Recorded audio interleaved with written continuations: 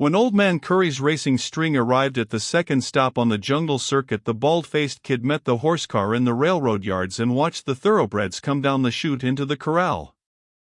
One by one he checked them off: Elisha, the pride of the stable; Elijah, Isaiah, Ezekiel, Esther, Nehemiah, Ruth, and Jeremiah. The aged owner, straw in mouth and hands clasped behind him, watched the unloading process, narrowly giving an order now and then and sparing no more than a nod for his young friend. This sort of welcome did not discourage the kid. He was accustomed to the old man's spells of silence, as well as his garrulous interludes. "They look all right, old-timer," said the kid, making conversation for its own sake. "Yes, sir, they look good. The trip didn't bother 'em much." Elisha, now, I'd say he was ready to step out and bust a track record as soon as he gets the cinders out of his ears. Shouldn't wonder if he... The aimless chatter died away into amazed silence. Shanghai, the hostler, appeared at the head of the chute leading a large, coal-black horse. "Well, for heaven's sake," muttered the kid, moving nearer the fence, his eyes glued on the black stranger. "Where did you pick up that fellow?" "One white forefoot. H.M. Say, you don't mean to tell me this is Fairfax?" Old Man Curry nodded. "Fairfax," ejaculated the bald-faced kid disgustedly. "Well, how in the name of all that is good, great, and wise did you get that crowbait wished on you?" Old Man Curry threw away his straw and reached for his packet of fine cut, a sure sign that he was about to unburden himself. "He wa'n't wished on me, Frank. Jimmy Miles was stuck with a feed bill, and at the last minute, just as I was loadin' my hosses, he stuck you with that," finished the kid, pointing at the black horse. "Well, I dunno's I'd say stuck," remarked Old Man Curry, looking critically at Fairfax. "Jimmy sold him to me for next to nothing. And you can bet he didn't misrepresent the goods any," said the kid. "That's exactly what Fairfax is, next to nothing. He's so near nothing that a lot of folks can't tell the difference. If you said to me, 'This is a black horse named Fairfax and that over there is nothing,' I couldn't tell which was which. Old-timer, you're in bad." "Nab I am." Old Man Curry's tone was apologetic and conciliating in the extreme. "Nab I am. You ought to know 'bout hosses, Frank. You most generally do. Cut out the sarcasm, because here's one I do know. You made a sucker of me on Jeremiah, but don't rub it in. This Fairfax looks like a stake horse, and on his breeding he ought to run like one, but he simply can't untrack himself in any kind of going. If hay was 2 bits a ton and this black fellow had an appetite like a hummingbird, he wouldn't be worth feeding. I'm telling you." "I hear you, Frank." Old Man Curry pretended to reflect deeply, but there was a shifting light in his eye. "Ah, ha. Your advice, then, would be to take him out and shoot him to save expense?" "Oh, quit your kidding, old-timer.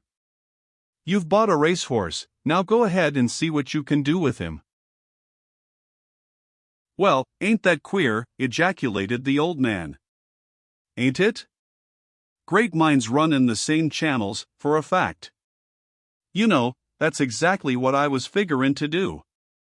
I ain't had time to look this black hoss over yet. I bought him just before we pulled out of the railroad yards, but I've been expectin' to see what I could do with him. Whenever I get hold of a hoss that ought to run, a hoss that looks as if he could run, but ain't doin' it, the next thing I want to find out is why. If I thought there was a cold strain in Fairfax, I wouldn't waste a minute on him, but I know he's bred right. His daddy was sure a go-getter from way up the creek, and his mother was a nice, honest little mare and game as a badger. And, speakin' about breeding, Frank, I don't know's you ever thought of it, but when it comes to ancestors, a real thoroughbred hoss has got something on a human being. Even Fairfax over there had his ancestors picked out for him by folks who knew their business and was after results. Go back with him as far as you like and that'll be true. A hoss or a mare without class can't ring in on a family tree, whereas humans ain't noways near that particular. Son, good looks has made grandfathers out of lots of men that by rights should have been locked up instead of married. Did you ever think of that? The bald-faced kid laughed. I think that you're putting up a whale of an argument to excuse yourself for shipping that black hay burner around the country. You'd save breath by admitting that Miles slipped one over on you. Meb he did and meb he didn't.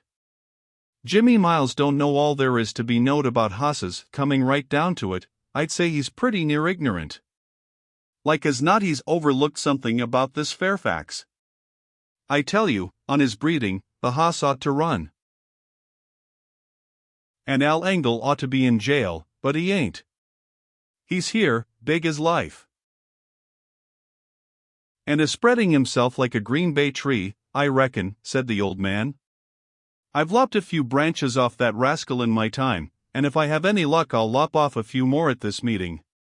Old Mage Pettigrew is still the presiding judge here, ain't he? Sure. They can't get rid of him. A lot of crooks would like to. There was a trace of grimness in the old man's tone. Pettigrew won't stand for no monkey business, pullin' a boss's head off on Monday and cuttin' him loose on Tuesday. They've got to be middlin', consistent performers to get by the major, and if Al Engel goes runnin' in and out he'll get his jacket dusted good, you mark what I say. The bald-faced kid shook his head.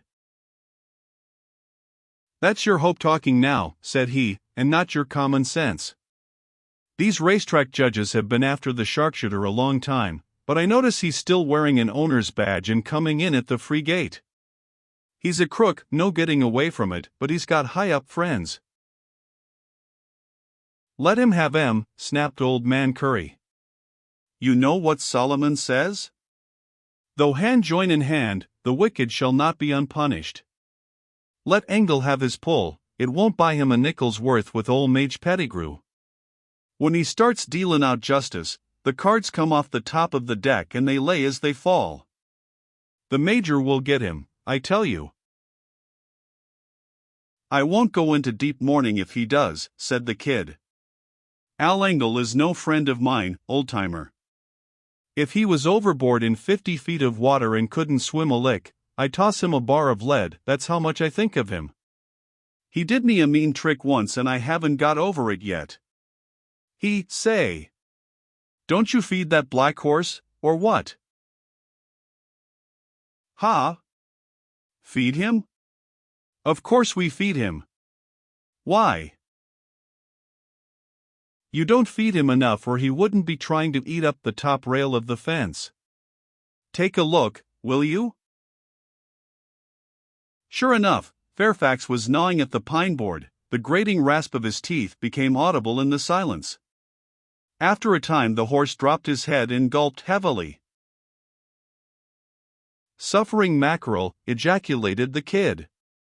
He ain't really swallowing those splinters, is he?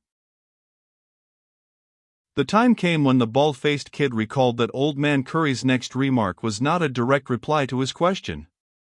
After a careful survey of the black horse, the patriarch of the jungle circuit spoke. What Jimmy Miles don't know about hosses would fill a big book. 10 days later, Fairfax, running in old man Curry's colors and under the name of Eliphaz, won a cheap-selling race from very bad horses, won it in a canter after leading all the way.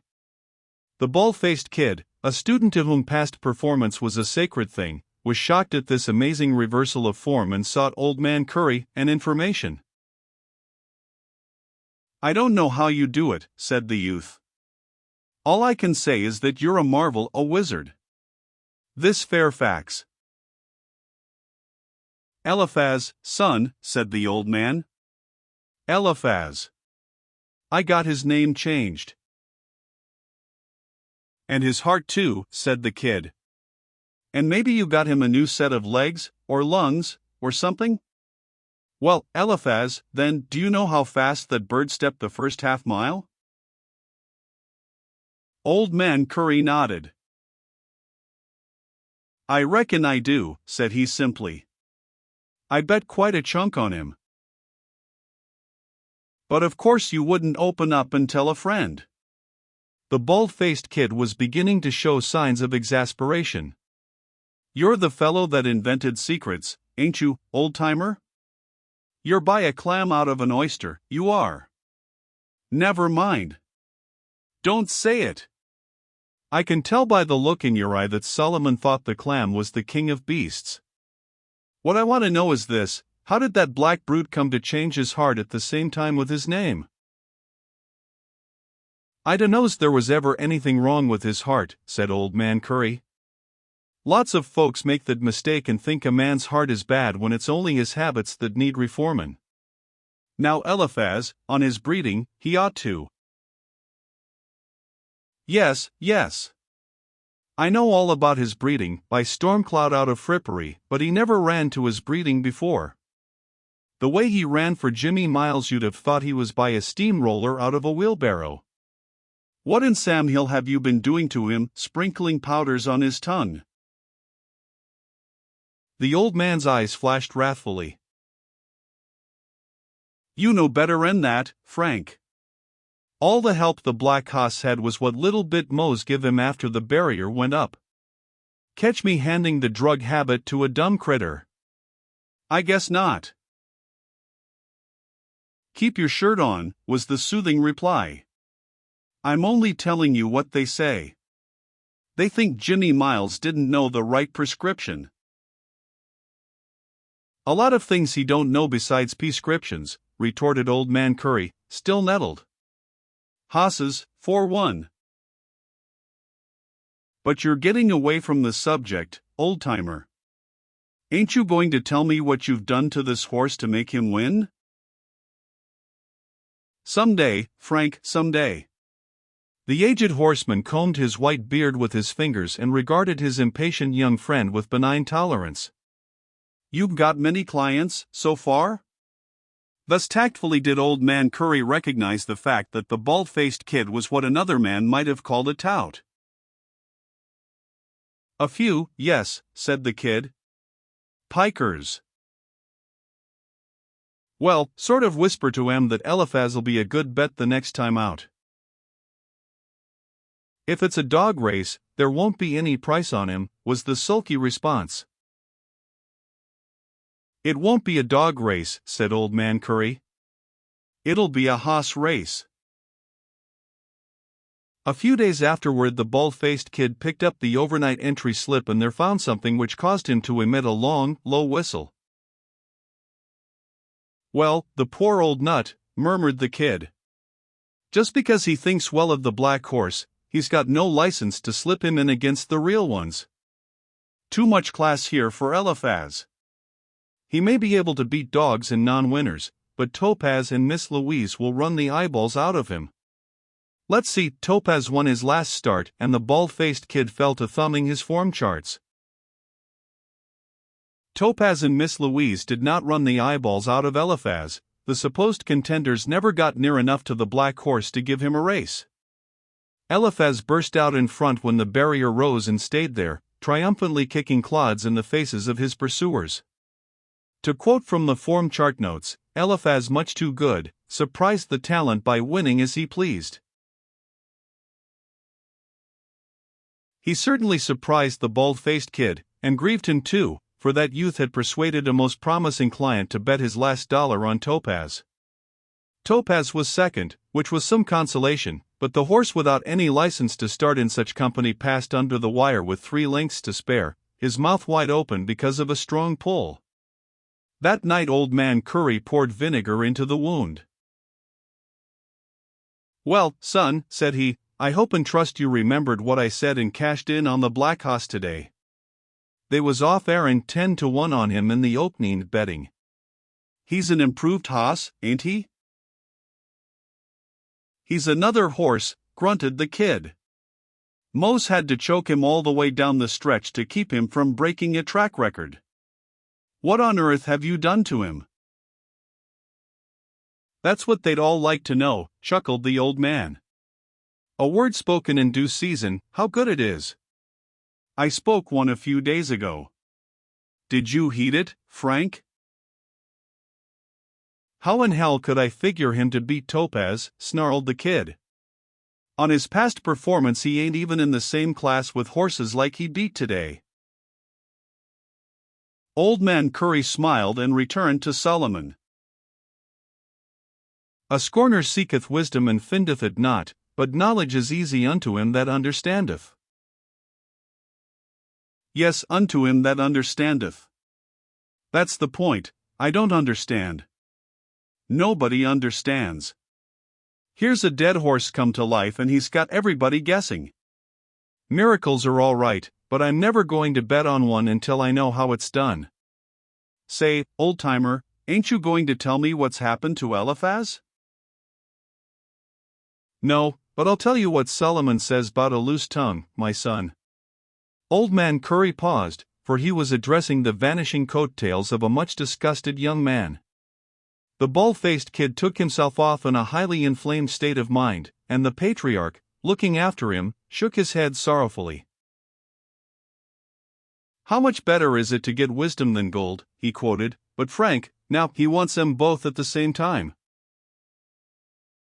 There were others who were earnest in their search for information, which became acute when Eliphaz, late Fairfax, won his fourth race, a brilliant victory over the best horses at the track.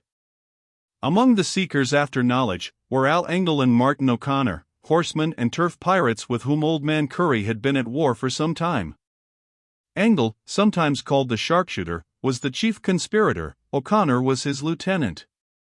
Engle, who was responsible for the skirmishes with Curry, had begun operations with the theory that Old Man Curry was a harmless, brainless individual, shot full of luck, he expressed it. Circumstances had caused him to alter his opinion somewhat, he no longer pitied the owner of Eliphaz and Elisha, he suspected him. O'Connor went even farther. He respected and feared everything bearing the Curry tag, the latter feeling amounting almost to superstition. These two unworthies discussed the resurrection of Fairfax, the place of the confab being O'Connor's tackle room and the time being the night following the fourth straight victory of the Curry colors as borne by Eliphaz. If it ain't hop he's using on that horse, said O'Connor, I wish you'd tell me what it is. A month ago Fairfax was a bum, now he's pretty near a stake horse and getting better every time he starts. Why couldn't we have a smart vet look him over on the sly before he goes to the post the next time? Then we could send word to the judge that Curry was stimulating the horse and create a lovely precedent, sneered Engle. Use your head a little more, that's what it's for. A man that hops his horses as often as you do can't afford to start any investigations along that line. If you must throw something at Curry, throw a brick, not a boomerang. And somehow I don't believe it's hop. Fairfax was probably a good horse all the time, but Jimmy Miles didn't know it, and, as for training, Jimmy couldn't train a goat for a butting contest, let alone a thoroughbred for a race. Curry is a wise horseman, I'll give the old scoundrel that much, and he's got this bird edged up. Take it from me, he's a cracking good selling plater. I'd like to have him in my barn. O'Connor laughed unpleasantly. He resented Engle's easy and arrogant assumption of mental superiority, and was thankful for a chance to remind the sharpshooter of one skirmish in which all the honors had gone to Old Man Curry. Go on, run him up like you did Elisha, said O'Connor. Grab him out of a selling race. My memory ain't what it used to be, Al, but seems to me you took one of Curry's horses away from him and framed him up for a killing. Did I dream it, or did the skate run last? Go on and grab another horse away from the old boy. Will you ever quit beefing about the money you lost on that race? Snapped Engle. Will I ever forget who got me into it? Countered O'Connor. And if you'll take a tip from me, which you won't because you think you're smarter than I am, you'll let Old Man Curry's horses alone. It ain't in the cards that you or me can monkey with those Bible horses without getting hurt. Grab this Fairfax, or whatever they call him now, but count me out. "No," said the sharpshooter, his lips pursed and his brow wrinkled. "I don't want to grab him. I'd rather get him some other way." "Buy him, then." Angle shook his head. "Curry wouldn't sell, not to me, anyway. He might to someone else." "I saw Jimmy Miles this afternoon, and he was crying about what a wonderful horse he'd sold for nothing." "I wonder where I could get hold of Jimmy." The following evening the bald-faced kid called upon his aged friend and interrupted a heart-to-heart session in Old Man Curry's tackle room. "Hello, old-timer." "Hello, Jimmy. Am I butting in here?" Jimmy Miles, a thin, sandy-haired man with pale blue eyes and a retreating chin, answered for both. "No, nothing private. I've been trying to tell Curry here that he kind of took a mean advantage of me when he bought Fairfax so cheap." "Eliphaz," corrected the old man, "and it wa'n't no advantage because you was crazy to sell." "I'd been drinking or I wouldn't have been such a fool," whined Miles. "Booze in, brains out, the old story. If I hadn't been right up against it, I wouldn't have sold the horse at all, attached to him the way I was. I'd worked with him a long time, gettin' him ready to win, and it was a mistake to let him go just when he was shaping up. I'd like to buy him back. Put a price on him, old man." Miles stooped to extinguish a burning match end which the kid had thrown on the floor, and in that instant the bald-faced kid caught Old Man Curry's eye and shook his head ever so slightly.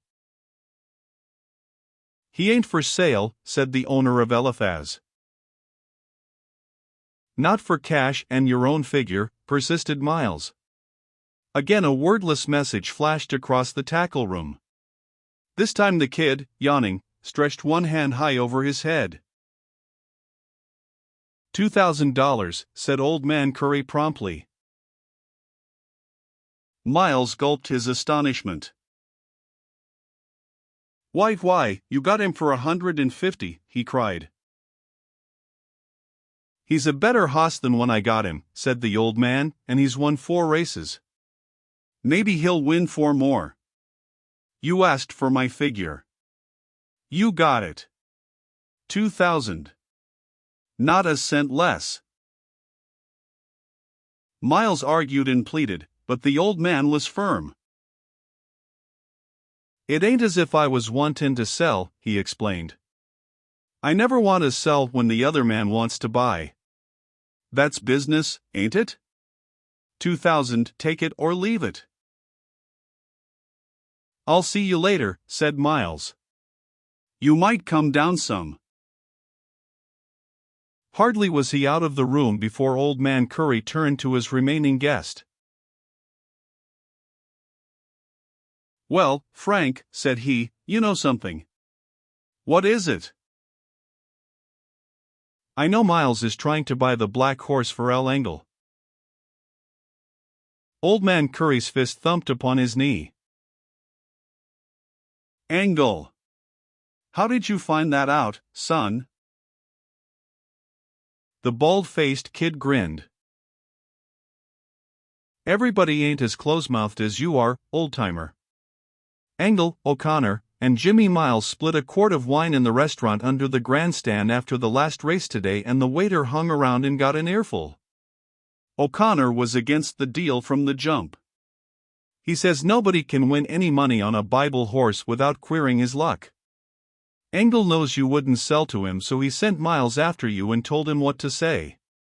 He'd like to run that horse in his colors next Saturday and win the handicap with him." "You're sure he ain't intending to lay him up with the books and have him pulled, or something?" "Not at this track, old-timer. You see, Engel is just the least little bit leery of Pettigrew. They talked it all over and decided that it wouldn't be healthy for him to buy a 4-time winner and make a bad showing with him the first time out. He wants the horse for a gambling tool, all right enough, but he won't be foolish enough to do any cheating with Eliphaz at this track. Angle says himself that he don't dare take a chance, not with old Pettigrew laying for him on general principles. Angle thinks that if he buys the black horse and wins a good race with him first time out, it may pull the wool over Pettigrew's eyes. He says Eliphaz is a cinch in the handicap next Saturday. Old Man Curry fingered his beard for some time in silence. "Blast the luck," said he suddenly. "Why didn't I know Miles was a representin' Al Angle? You'd have said 3,000, eh?" "No," said Old Man Curry. "No, son. 1,500. 1,500. You're crazy." "Meb I am, but Solomon, he says that even a fool, if he keeps his mouth shut tight enough, can pass for a wise man." "Frank, I wish you'd go out and find Jimmy Miles. Sort of hint to him that if he comes back here he won't be throwed out on his head. Do that for me, and Meb you won't lose nothing by it." The negotiations for the purchase of Eliphaz were long drawn out, but on Friday evening at dusk Old Man Curry went into the stall and said goodbye to his four-time winner. "Don't be so skittish," said the old gentleman. "I ain't come to put the strap on ye. Habit is a great thing, Black Hoss, a great thing. In this case I'm kind of dependent on it. You know what the dog done, don't ye? And the sow that was washed, she went wall Aaron in the mire, first chance she got." That's in the New Testament, but Peter, he got the notion from Solomon and didn't give him credit either. "Goodbye, Black Hoss, and whatever happens, good luck." This was at dusk, but it was close to 11 o'clock when the transaction was completed by transfer of a fat roll of bills, which Old Man Curry counted very carefully. 400, 500, Jimmy, this hoss has got an engagement for the handicap tomorrow, 700, 750, was you thinkin' of startin' him? Well, yes. I think he's got a chance, said Miles. A royal chance, 1100, 1200. In that case, price bein' satisfactory and all, I oughtn't to hold out any information. This black hoss shouldn't be worked tomorrow mornin'. He got his last workout today, the full distance, and he's ready. I wasn't even going to warm him up before taking him to the paddock. Some hosses run better hot, some run better cold. 1400, 1500, and Wakeda, better not forget that, Jimmy. I won't, old-timer. Guess I better take him now, eh? As well now as any other time. He's your hoss. Major Ewell Duval Pettigrew was an early riser, but he was barely into his trousers when a bellboy tapped at his door. The major was small and plump, with a face like a harvest moon, if you can imagine a harvest moon wearing a bristling mustache and goatee. Horsemen knew to their sorrow that the major owned a long memory, a short temper, and strong prejudices. Consistent racing was his cry and woe to the in-and-outer. Somebody to see me, sputtered the major. Blankety blanket to blank. Man can't even get his breakfast in peace. Oh, Mr. Curry. Show the gentleman up, boy. Judge, said Old Man Curry, after shaking hands, there's something you ought to know.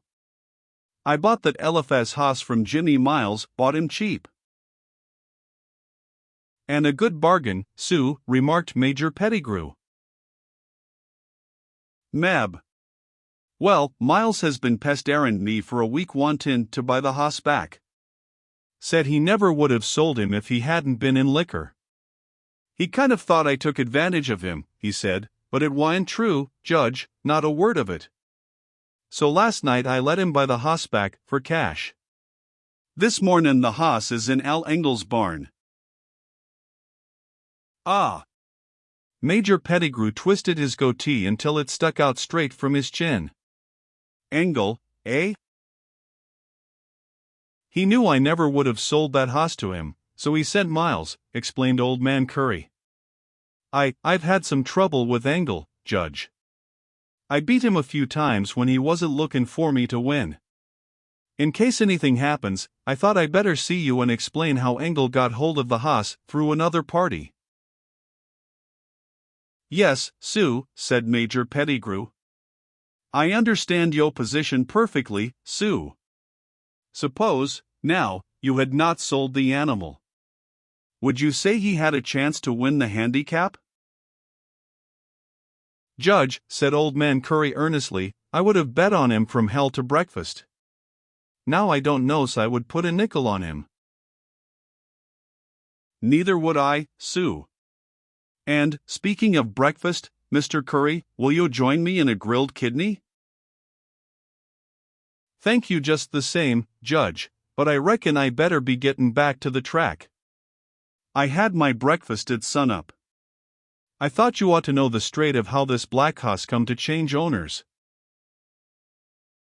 "I am indebted to you, Sue," said the Major, with a bow. Jockey Merritt, wearing Angle's colors, stood in the paddock stall eyeing Eliphaz and listening to the whispered instructions of the new owner. "Get him away flying, Jock, and never look back. He's a fast breaker. Keep him in front all the way, but don't win too far." "Bettin' much on him?" asked Merritt. "Not a nickel. He opened at even money and they played him to 4-5. I don't fancy the odds, but you ride him just the same as if the last check was down, mind that. On his workout yesterday morning he's ready for a better race than any he's shown so far, so bring him home in front." The bugle blared, the jockeys were flung into the saddles and the parade began. The race was at 7/8, and as the horses passed the grandstand on the way to the post, Jockey Merritt heard his name called. Major Pettigrew was standing on the platform in front of the pagoda, bawling through a megaphone. "Boy, bring that black hoss over here." Merritt reined Eliphaz across the track, touched the visor of his cap with his whip, and looked up inquiringly. "Son," said Major Pettigrew, "you're on the favorite, so don't make any mistakes with him. I want to see you ride from start to finish and I'm going to be watching you. That's all." "I'll do my best, Judge," was Merritt's answer. "You see that the hoss does his best," warned the Major. "Proceed with him, son." The handicap was a great race, but we are concerned with but one horse, Eliphaz, late Fairfax. When the barrier rose, Jockey Merritt booted the spurs home and tried to hurl the big black into the lead. He might as well have tried to get early speed out of a porpoise. Eliphaz grunted loudly and in exactly 5 lumbering jumps was in last place. The other horses went on and left the favorite snorting in the dust.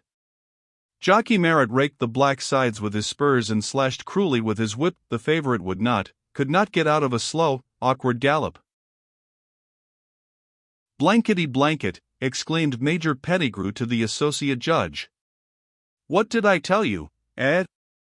Sure as a gun, Angle laid him up, and the books made him favorite and took in a ton of money. Look at him, will you? Ain't that pitiful?" "He runs like a cow," said the Major's assistant.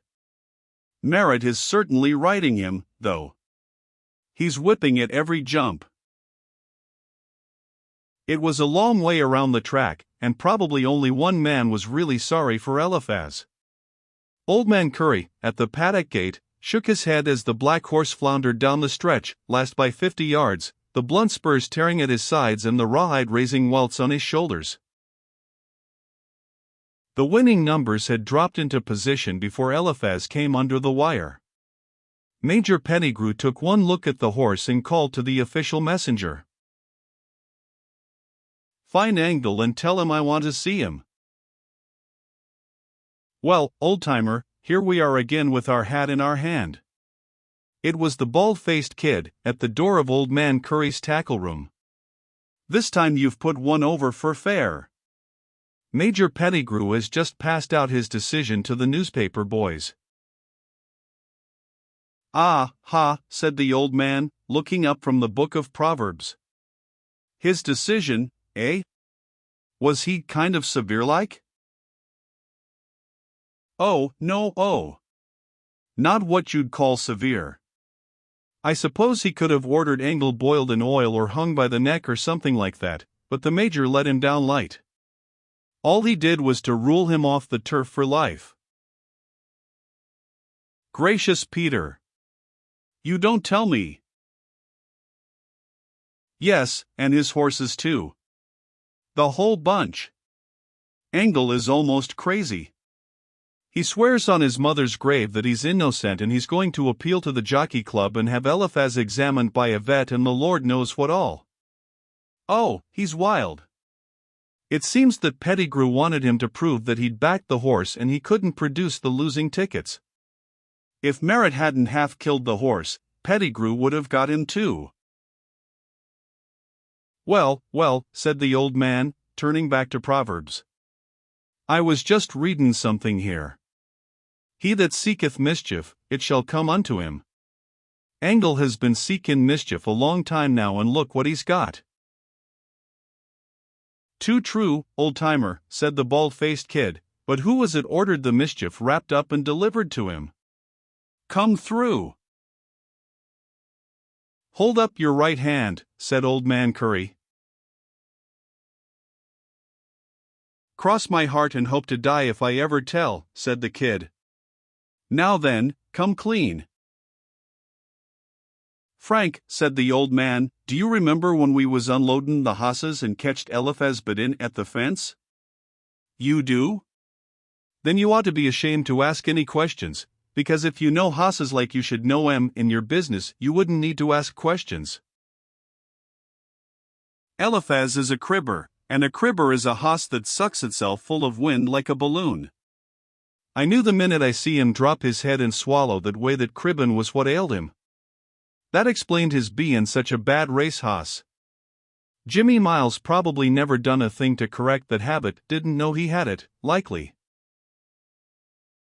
Well, the first thing I did was to keep the hoss's head tied high in the daytime, because no hoss will crib unless he can get his head down.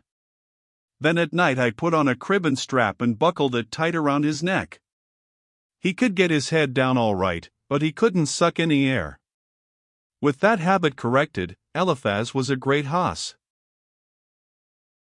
When I found out that Angle wanted to buy him, I let Eliphaz crib all day Friday, after he'd been worked, and when I sold him I didn't sell the strap. That's all, Frank. When he went to the post he was so full of air that if Merritt hadn't been set tin on him he'd have gone up like a balloon. That's why I warned you not to let anybody bet on him. Did you do pretty well, Frank? I got a toothful while some other folks was getting a meal, answered the kid. Just one thing more, where did you get that name Eliphaz? That was a sort of a joke, confessed the old man. Once there was a party named Job, and he had all sorts of hard luck. Some of that hard luck was in not being able to lose his friends. They used to come and see him and hold a lodge of sorrow and set on the ground and talk, whole chapters of talk, and the windiest one of 'em all. I get you, chuckled the bald-faced kid. That was Eliphaz. Old Man Curry nodded. Knowledge is easy unto him that understandeth, he quoted. Yes, but an inside tip now and then never hurt anybody, said the bald-faced kid. Declare me in on the next miracle, will you?